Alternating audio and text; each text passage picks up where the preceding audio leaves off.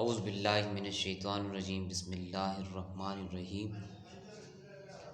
शोबल ईमान जे अंदरि हदीस आहे, चार माण्हू जन्नत में न वेंदा।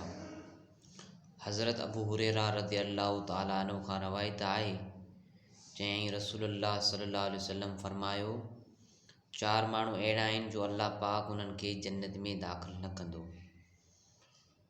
अल्लाह पाक उन्हनि खे जन्नत में दाख़िल न कंदो ऐं न ई उन्हनि खे जन्नत जूं नेमतूं चखाईंदो। नंबर 1, शराब ते हमेशगी करण वारो कॾहिं जन्नत में दाख़िल न थींदो।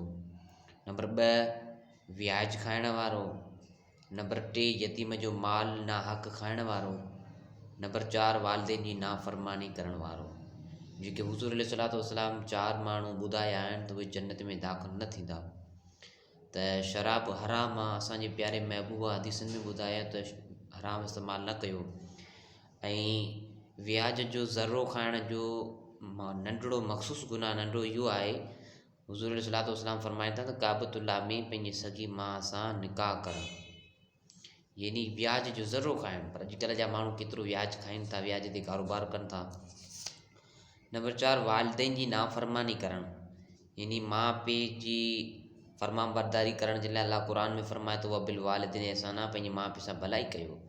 त वालिदैन जी नाफ़रमानी करण वारो बि जन्नत में दाख़िल न थींदो। अल्लाह पाक खां दुआ आहे चल असांखे इन्हनि चाइनि कमनि खां बचाइण जी तौफ़ीक़ अता फरमाए ऐं इन्हनि ते मदे नज़र रखंदे इन ॻाल्हियुनि ते अमल कयूं त इहे शयूं जेकियूं हराम आहिनि ऐं जेके शयूं हुज़ूर साईं ॿुधायूं आहिनि उन्हनि ते अमल कयूं।